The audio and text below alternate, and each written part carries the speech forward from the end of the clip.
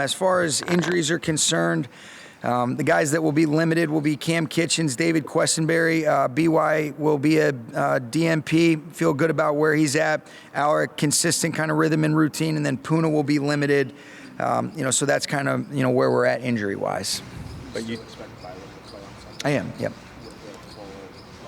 Yeah, don't expect any sort of limitations. You get a little bit later in the season, guys have their typical bumps and bruises at them, and with the amount of experience that he's had, you want to be smart, and I think, Joe Caniglia, our outside linebacker coach, and Reggie have done a great job of kind of continuously figuring that out while having some fluidity for what's best for BY, but he's chomping at the bit. He'll be ready to go. What went in the decision to waive Josh Karty? Yeah, honestly, it wasn't something that we wanted to be able to do.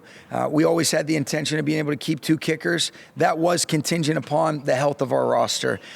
What went into it had nothing to do with. Josh has done a great job. I think there's been a lot of growth that's gone on that hasn't been seen by you guys or others in terms of the way he's gone about his weekly rhythm. What a good job he's done of making a couple little tweaks, and the way he's handled it says as much as anything about who he is.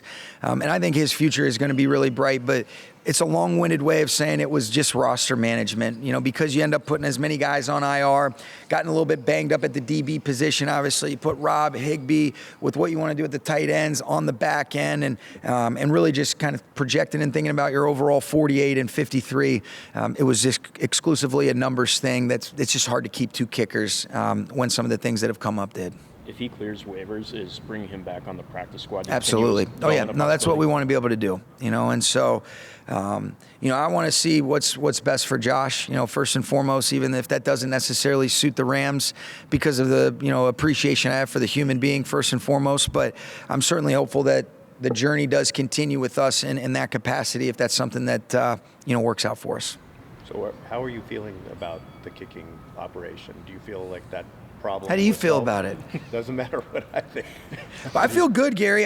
Here's what I would say is, we've been automatic on the extra points, and I'm excited that we were able to get 2 field goals off last week. This guy's got a nice, steady approach. I think Jake McQuaid has done an excellent job as well, and you can even see just him getting back into the rhythm. He's getting, more consistent, and he and Ethan developing a rapport on snap and hold and their nonverbal communication. And then Harrison has been really comfortable with the operation, and so I certainly have been pleased with what it's looked like from the 49ers game on. I'm a lot happier just overall as a head coach when we're kicking extra points and not field goals, but I've been pleased, and we put a lot of work into it, and I think the protection's been really good. I think Chase and Coach Kotwika have done an excellent job, and we want to continue with that theme because a lot of points go through that operation. Against Tampa, both Harrison and Ethan did kickoffs. How are you guys kind of navigating that? Just kind of, it depends on what the approach is too. Are we trying to keep the ball in play, or are we thinking let's just bang it out of the back of the end zone?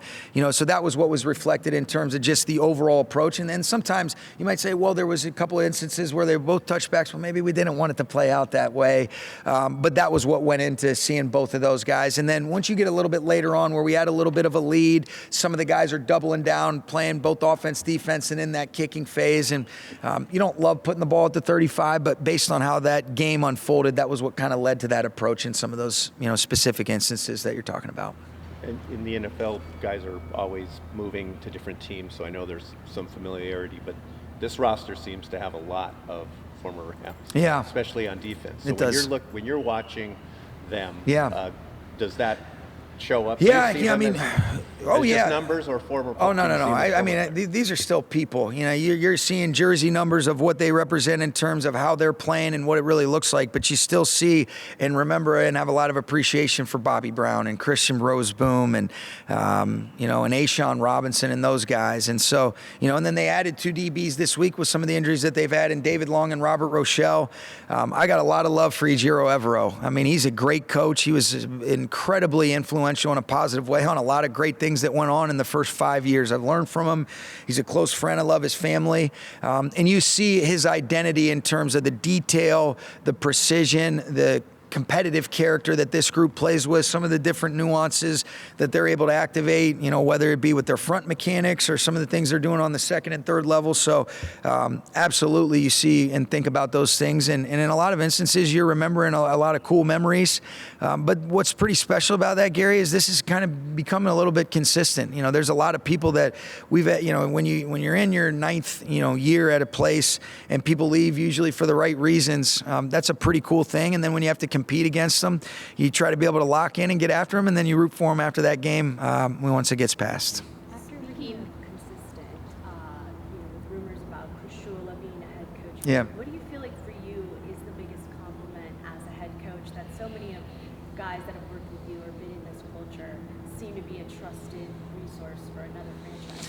Well, they're that for me too. I think it goes both ways. And so I think the most important thing is you just be totally and completely present. And, you don't take for granted what a cool opportunity it is to do what we're doing and to do it people with that you really love and care about. And if those things happen, man, it's like the best way to get your heart broken, but you're happy for your guys, And so, but we'll continue to try to do the best we can for week 12. But, I am always appreciative of the relationships that are developed as people are here and they have an impact on me just as much as I'd like to think on them. And I'm sure there's moments where they're thinking that guy is a real jerk sometimes. But, it goes both ways. And so I'm really grateful to be in a place that I've had a lot of meaningful relationships, and then guys go on to do some really cool stuff like what we've seen. What do you think Raheem was the hired. common thread is of all of the coaches that have worked with you? Character, capacity, and a heart for players. I think that's really what it boils down to. I think,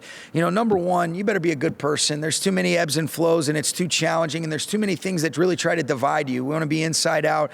You want to have character where, are you a good person? Do you have a heart for people? Are you secure enough in yourself to be able to, be accountable or have ownership of where you can consistently grow and be a never-ending learner, even as a coach? Do you have the capacity? Are you willing to work at the game to try to be able to provide our players with successful situations that we put them in, both technically and schematically?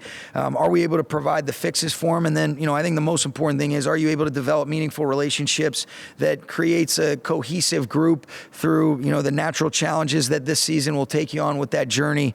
You better have all those things, and I've been around a lot of people that check all those boxes. After Raheem was hired in Atlanta and you had the open DC job, what was it about Chris and what you've seen from him that made you trust him? Well, obviously, there's a lot of love, and experience together, just going back to even playing ball with him in college. I think there's a lot of consistencies that we can relate to in terms of coming from football families, understanding this space. But, it's really all those things that I just talked to Aaron about. He checks all those boxes. I think what's really cool is he's had a chance to coach on all three levels. He and I are so connected in regards to how we see the game and how we believe the game should be played, really both from an offensive and a defensive, and really just a holistic perspective. And so that rapport that you have with him and guys like Aubrey and Giff Smith and our defensive staff as a whole, but it was really just the connection. And then, when you open up the competition, he earned the job. Did a great job with his interview, has done a great job, I think, of really being able to collaborate with his coaching staff. Chris will be the first to tell you, this is a collective effort. You hear the headsets in the game day and what a phenomenal job he and our defensive coaches do of collaborating to try to be able to put our guys in good positions throughout the game and having a feel for, all right, what's needed, how do we want to play that, what's their approach. And he's a stud. I'm really proud of him. I don't want to even say proud because it's not like I have anything to do with it. I'm just really happy, and I'm not at all surprised. And there's a lot of love for him. I think the players feel that and the coaches that he works with, and he's doing a great job, and it's a big reason why we've had, a lot of cool things go on, through 11 games so far. Do you remember the first time you looked at what he was doing or just as a friend where you thought like this guy could be a head coach? I think you always are around people that have capacity to be able to lead, and are you intrinsically motivated? I felt that and stuff, from when we were playing college ball together, when we were freshmen in the dorm room meeting for the first time, the way he'd go about his workouts and stuff like that. Same thing with Joe Caniglio, but we got a lot of intrinsically motivated people that are good people first and foremost, and I think we positively push each other with a good positive peer pressure of like continuing to elevate, adapt, and continuously try to find edges ultimately geared towards putting our players in good situations. Did you guys bond over the fact that you came from football families Oh, for sure. I just think there's kind of an unspoken understanding of just, things that you don't even realize you're taking in, that you realize you're so fortunate to be exposed to, that now when you're in these situations, you're thinking, man, what a blessing that was. We showed, in '93 when the Dolphins beat the Cowboys after Leon Lett hit that one and got him an extra chance to be able to kick it. And I mean, he and his grandpa look exactly alike. There's just some good genes, so he's done a hell of a job. I know his grandpa's smiling on the way that he's leading and affecting and influencing positive change with our group.